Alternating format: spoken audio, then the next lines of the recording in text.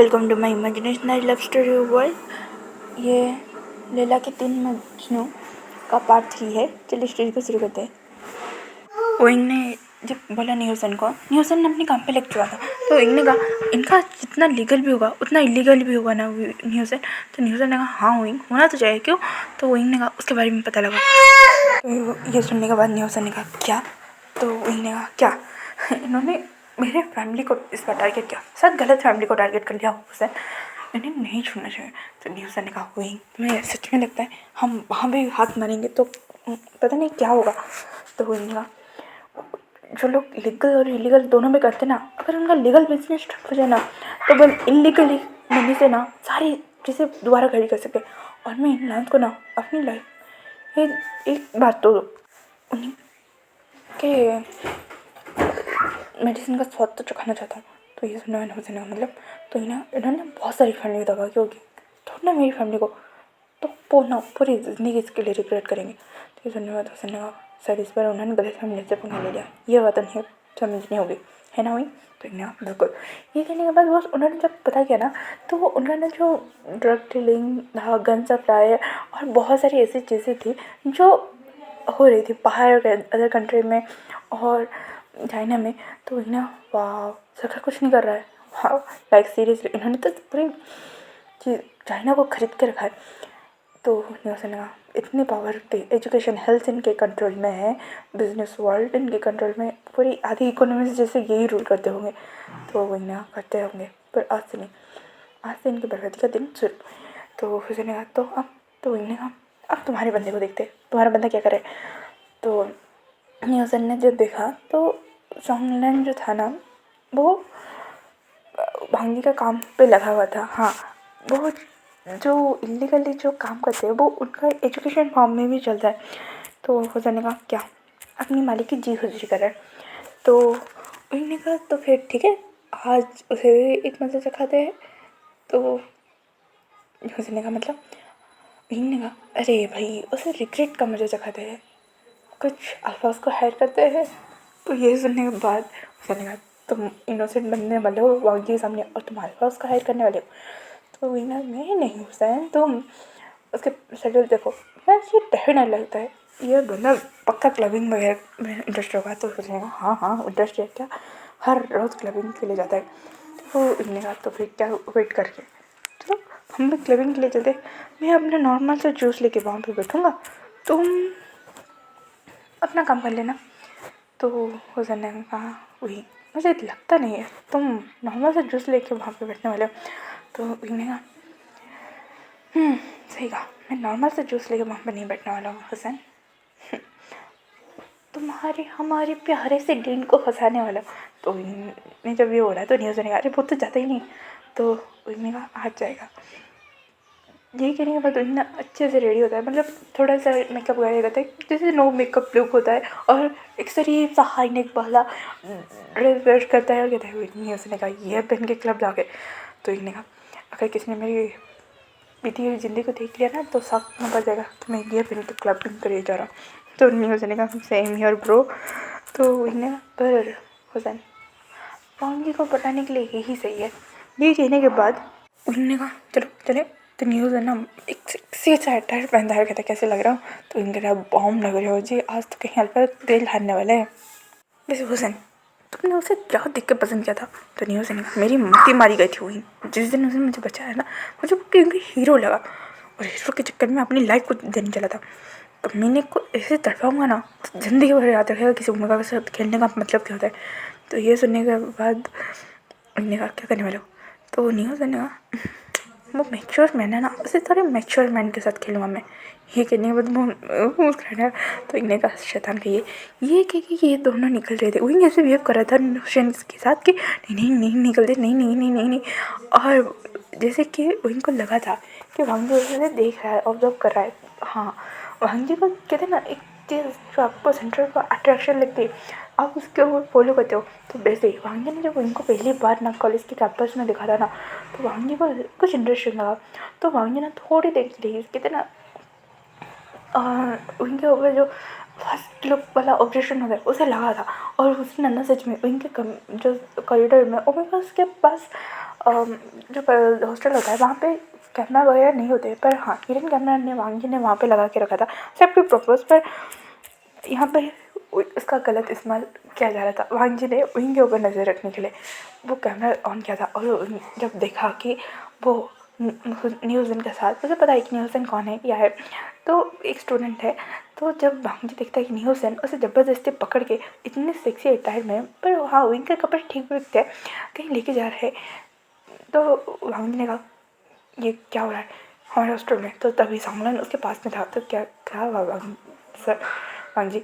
तो ये कहने के बाद वांग जी ने वो कंप्यूटर जो था ना उसे घुमा दिया, और सांगलन ने हुसैन, तो सांगलन ने जब ये बोला तो वांग जी ने कहा तुमने इसका फिर से दिल तोड़ा। तो सांगलन ने कहा क्या करता, पीछे एनिमीज पड़ गए थे। तो वांग जी ने कहा तुमने इसका दिल तोड़ा, अब ये ब्रेकअप मनाने जा रहा है। तो ये सुनने के बाद सांगलन ने कहा हाँ तो जाए ना। तो वांग जी ने कहा अरे सीरियस, तुम्हें कोई फ़र्क नहीं पता है। तो ये सुनने के बाद सांगलन ने कहा क्या किसी को पता लगने दो कि अभी भी, ये कह के सांगलन चुप हो गया, क्योंकि हाँ उनके काम में इतना रिस्क रहता है कि क्या ही बताए। पर अपने क्लोज वन को सेव करने के लिए वो उनसे दूर हो जाती है या फिर छुपा लेता है, और सांगलन के पास इतना रिस्क नहीं था कि वो न्यूज़न को छुपा ले या न्यूज़न को अपनी सारी सच्चाई बता दे। तो उसने ना न्यूज़न का बहुत बुरी तरह से दिल तोड़ा था। तो ये पता जाने के बाद वांग जी ने कहा पर मुझे उस सेकंड वन में है, ये कहने के बाद सांगलन पता लगा ये कहाँ जा रहे। तो सांगलन ने ना थोड़ी 10 मिनट के आसपास ना पता लगा दिया कि वो इस बार पे जा रहे हैं। ये सुनने के बाद तो वांग जी ने मुझे भी जाना है। तो सांगलन बस वांग जी को देखता है कि तुम सीरियसली। तो वांग जी कहता है क्या करें, हमारा पे ना थोड़ा सा दिल आ रहा है, तो दिल को थोड़ी तसल्ली दे देते कि ये उस काबिल है कि भी नहीं। तो ये सुनने के बाद सांगलन ने बस वांग जी को देख रहा था, क्योंकि भाई वांग जी होने वाला है 30 का, पर इस बंदे को अपने ना कॉलेज ना स्टूडेंट पूरे करियर में कोई ओमेगा पसंद नहीं आया, और आज आ रहा है तो एक छुई मुई सा नर्ड सा ओमेगा। ये कहने के बाद वांग जी और सांगलन भी वहाँ के लिए निकल चुके थे, और सांगलन सोच रहा था सही में इंसान से अट्रैक्शन क्या क्या करवाते हैं। तो ये कहने के बाद सांगलन जब न्यूज़न के बारे में पूछता है, तो जो बार का मैनेजर है वो जानते हैं कि ये दोनों कौन है। तो उन्होंने ना उसके पास वाले का रूम ही दे दिया। तो सांगलन का भियाई फिर लो। तो ये कहने में मैनेजर मैंने सर हम हिलाया, तभी वांग जी और सांगलन जो सामने वाले रूम पे ही थे, उन्होंने ना अपने दरवाज़ा थोड़ा सा खुला छोड़ा हुआ था कि सामने वाले रूम में क्या चल रहा है, मतलब न्यूज़न और विंग के रूम पे। तो ये कहने के बाद 8 या 9 मॉडल्स ना वहाँ पे चलते आ रहे थे, वो भी अल्फ़ा मॉडल्स। ये देखने पर सांगलन ने कहा सीन हुसैन, ऐसा हो रहा था कि जैसे मेरे बिना जी नहीं सकता। और यहाँ पे वांग जी बस देख रहा था सांगलन को कि भाई तूने तो ब्रेकअप किया था। तो वांग जी ना थोड़ा कहते ना दिखने में सीरियस टाइप है, पर मस्त मौजी बंदा है। बस वो अपने क्लोज वन को ही वो चेहरा दिखाता है मस्त मौजी वाला।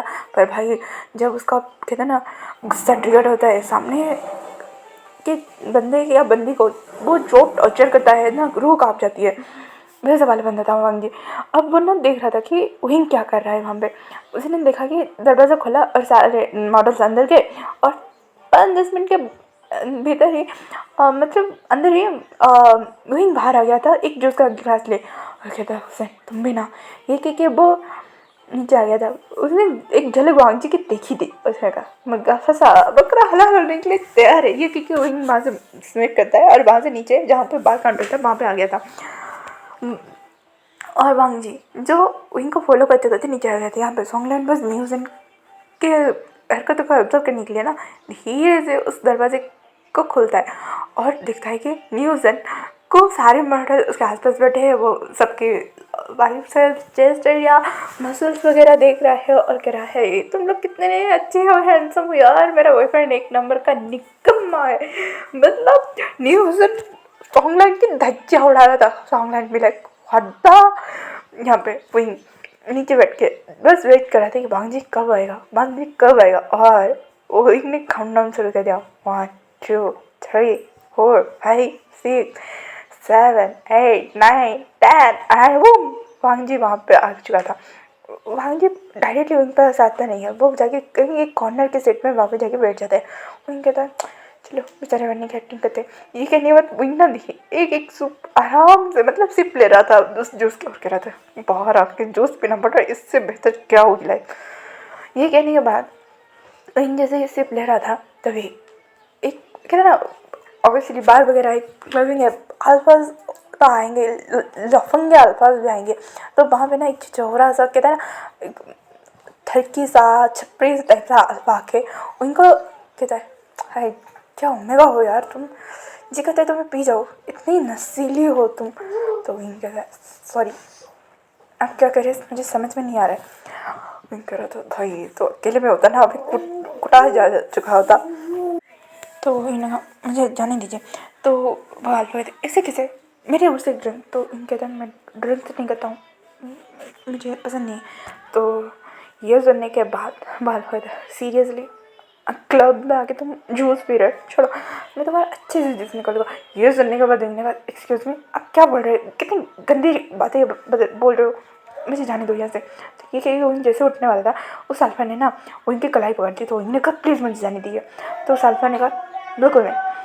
तो ये सुनने के बाद उन्होंने कहा प्लीज़ मुझे जाने दीजिए। तभी भांगी से उसने कहा ना उसे जाने दो, समझ में नहीं आ रहा है क्या।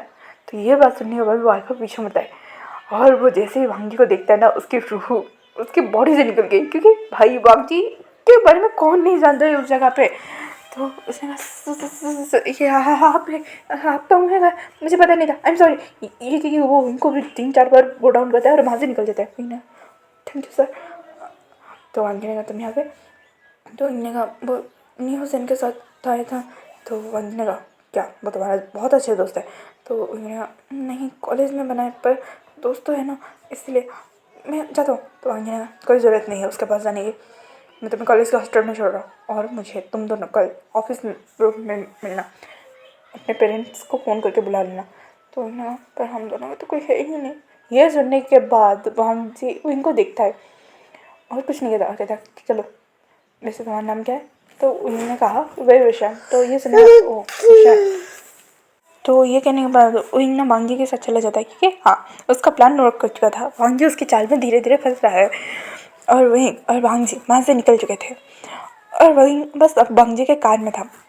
वांगी ने सोंगलांग को मैसेज कर दिया था कि तुम्हारा जो है वो देख लेना ठीक है।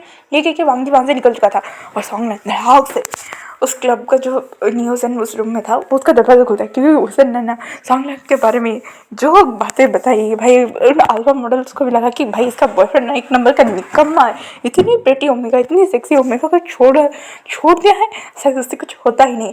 तो न्यूज़न ने कहा हाँ हाँ बिल्कुल, एक किस करने के लिए उसे पूरे 15 दिन लग गए। सोचो हाथ पकड़ने के लिए, छोड़ो क्या ही करे। तो ये सुनने के बाद और वो किसने पता है मैंने किया था और जब मैंने किया था उसने कह दिया था तुम मुझसे दूर रहना जब तक शादी वादी, और शादी के चक्कर में देखो मुझे छोड़ गया, एक नंबर का निकम्मा था।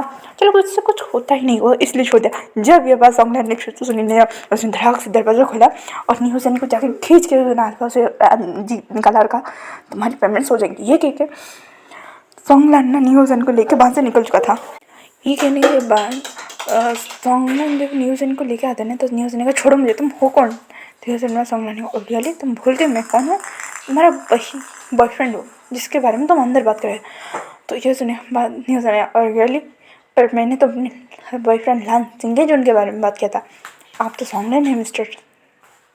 तो ये सुनने का सॉन्गलाइन थोड़ा रहेगा कि हाँ यहाँ से निकल मतलब हॉस्टल की छुट्टियाँ जब चल रही थी तब न्यूज़न और सॉन्गलाइन मिले थे। उसके बाद से सॉन्गलाइन ने न्यूज़न को झूठ बोला था कि वो कौन है क्या है, पर उसे नहीं लगा था कि सॉन्गलाइन इतनी जल्दी सब मतलब सॉन्गलाइन को नहीं लगा था कि न्यूज़न इतनी जल्दी सब कुछ पता लगा देगा। तो उस न्यूज़न ने कहा शायद भूल गए कि मैं भी उसी कॉलेज में पढ़ता हूँ जिस कॉलेज में आप रहते हैं मिस्टर सॉन्गलाइन सर। तो सॉन्गलाइन का मुझे एक्सप्लेन करने दो न्यूज़न। तो न्यूज़न ने कहा क्या सॉरी आपको कोई एक्सप्लेनेशन की ज़रूरत नहीं है, आपके बारे में बात नहीं कर रहा था, मैं अपने बॉयफ्रेंड के बारे में बात कर रहा था। छोड़िए वैसे भी हमारा ब्रेकअप हो चुका है तो उससे मुझे क्या, तो आप मुझे छोड़ सकते हैं क्योंकि वो मेरिट मॉडल से मैंने पे किया है। तो ये सुनने के बाद सॉन्गलाइन ने कहा हुसैन। तो न्यूज़न ने कहा सर प्लीज़ लेट मी गो, आप यह नाम बोलने का खो चुके हैं, थैंक यू। बेसिकली मैं पुरानी चैप्टर्स और पुरानी बुक्स को इतने ध्यान से नहीं पढ़ता हूँ या फिर याद नहीं रखता हूँ। तो लेट मी गो। ये कहने के बाद न्यूज़ से जोड़ के ना संग्राम के हाथों से निकलता है और वहाँ से निकल जाता है। कहते हैं भाई इस बंदे का रोब ना नहीं गया है, इस स्टिल माफ़ी मांगे गिड़गिड़ा है ना, तो मैं से अपना बना लूँ। ये कहने बाद न्यूज़न पहुँचता है यहाँ पे विंग जो ये ना विंग को कार के सीट में बिठाता है और नॉर्मली कार ड्राइव करके ला रहा था, पर विंग ना सीट बेल्ट जानबूझ के नहीं पहनता है और उसे पता है कि हॉस्टल जाने के रास्ते में बहुत सारे ट्विस्ट एंड टर्न्स है। तो विंग को पता है ये अच्छा मौका इस खड़ूस को दिल पर गलाने के लिए। तो भांजी ना जैसे ही यूटर्न लेता है विंग सीधा जाके भांजी की गोद में, भांजी बस विंग को दिखता है और विंग भांजी को दिखता है, वांगी सीधा ब्रेक लगाता है और भाई साहब विंग का कान वांगी के सीने में और विंग बस वांगी की दिल की धड़कन धक धक धक धक धक धक और वांगी सोचता है ये ओमेगा कितना फ्रेजाइल सा है, एक ही टर्न में पूरी उसकी गोद में। तो तभी विंग ने कहा अब मजा आएगा, क्योंकि विंग क्लियर है वांगी की जो धड़कन जो जिस घोड़े की तेज मतलब घोड़े जितना तेज दौड़ता है उससे भी ज़्यादा तेज जैसे दौड़ रहा था। तो विंग ने कहा सर सॉरी, ये कह के विंग जैसे उठने वाला था ना तभी फिर से वो वांगी के ऊपर गिर गया। तो वांगी ने कहा रुको। ये कहने के बाद वांगी ने उनको सीधा कमर से उठाया और बिठा दिया उसके सीट पे। वांगी सोच रहा था ये कितना हल्का है और विंग भी लाइक बच्चे हो तूने क्या समझ के रखा है, मैंने इतनी अच्छी बॉडी को मेंटेन करने के लिए क्या क्या कसरत करता हूँ, तुझे क्या पता है। ये सोचते ही तुझे क्या है पता है बच्चों, ये कह के विंग बस अपने मन में विक्ट्री वाले स्माइल दे रहा था कि उसका प्लान ना धीरे धीरे सक्सेस हो रहा था। उन्होंने कहा ये तो बहुत आसान है, इसे तो एक हफ्ते के अंदर में जाल में फंसाने वाला हूँ। तो ये सुन विंग बैठा था, फिर विंग ने कहा सीट बेल्ट, तो विंग ने कहा ये कह के विंग ने खींचा और ना सीट बेल्ट को ना जानबूझ के ना गलत लगाने लगा। तो भांजी ने ना इनके हाथ से सीट बेल्ट लिया और सही से लगाया और ख़त्म है। इतना सा भी नहीं आता तो इतना आदत नहीं है ना इसलिए। तो भांजी ने कुछ रिएक्शन नहीं दिया और भांजी ने इनको छोड़ने के बाद इनको जाते हुए देखता है। अब भांजी का जो दिल था ना वो कंफर्म कर चुका कि ये तेरी ओमेगा है, पूरी लाइफ टाइम यही रहने वाली है। यहाँ पे न्यूज़ है ना के ना दिल तराते तमाते हुए ना रो रहा था, वो इनसे पहले पहुँच चुका था। इन जब दिखता है तो कहता है हुसैन क्या हुआ है, तो हुसैन ना वो ऐसे बिहेव कर रहा था जैसे अभी भी हमसे प्यार करता, कमी ना कहेगा। तो इन्ना हुसैन तो नहीं हुसैन मैं ना इसे इतना रुलाना चाहता हूँ कि ये ज़िंदगी भर याद रखे कि किसी ओमेगा का ट्रस्ट भरोसा प्यार में धोखा कितना बुरी चीज़ होती है। तो ये रहता है ना तो खून क्या आंसू रहेगा सॉन्ग न्यूज़न ये कहने मैं चाहता हूँ बहुत रोए। यहाँ पे दूसरा सॉन्ग ना गुस्से से आता है, सीधा एक्सरसाइज रूम की ओर चला जाता है। भांजी जब वापस आता है तो हाँ भांजी और सॉन्गलान एक ही साथ रहते हैं, क्योंकि उन्हें पता है कि उनका काम जो है ना वो किसी भी वक्त पड़ सकता है और कहीं पे भी जाना पड़ सकता है। तो ये दोनों मिल कर रह रहे थे और कहते हैं ना बचपन के दोस्त भी थे। तो तभी भांजी ढूंढता है कि उसने देखा कि सॉन्गलान की कार पार्क है पर सॉन्गलान नहीं है। तो भांजी जब देखता है ना उसे पता है कि अब सॉन्गलान कहाँ में हुआ। सॉन्गलान मुक्के के ऊपर मुक्के जड़े जा रहा था पंचिंग बैग के ऊपर। तो भांजी ने कहा क्या हुआ, तो सॉन्गलान ने कहा वो अल्फा के बीच बैठा हुआ था, वो मेरी बुराई कैसे कर सकता है। तो भांजी ने कहा तुमने करने दिया। तो सॉन्गलान ने कहा उसकी सेफ्टी के लिए। तो भांजी ने कहा उसे बताया। तो ये सुनने का सॉन्गलान थोड़ा रुक गया। तो भांजी ने कहा सॉन्गलान हमारा काम जोखिम भरा है तुम पता है, फिर भी हम ये काम क्यों करते हैं, क्योंकि हम ये काम छोड़ नहीं सकते और किसी को अगर हैंड ओवर देंगे वो हमारे सर चढ़ के बोलेगा, इसलिए हम ये काम नहीं छोड़ सकते। और मज़ा भी आता है इसमें, थ्रिलिंग होता है, एडवेंचर होता है। तो अपने पार्टनर को अपने पास सेफ्टी रखने के लिए जो करना पड़े करो। तो समझने का लीगली सबको लगता है कि हम सिर्फ कॉलेज चलाते होंगे, पर किसी को ये नहीं पता है कि हम आधा देश तो चलाते चलाते बाहर के अदर कंट्रीज़ की सिक्योरिटी भी हमारे हाथ में होती है। तो मांगे वही तो बात है। तो खुद की पर्सन को सिक्योरिटी देने में क्या हर्ज है। तो सांगला ने कहा वो समझेगा। तो आंजी ने कहा उसे समझाओ। तो सांगला ने कहा लगता नहीं है वो फिर से बात करेगा।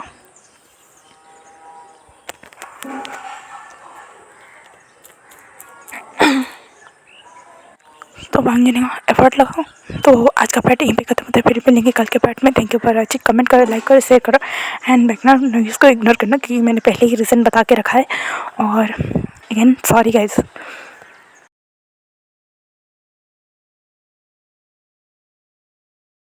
Thanks for watching. Bye bye cuties and sweeties.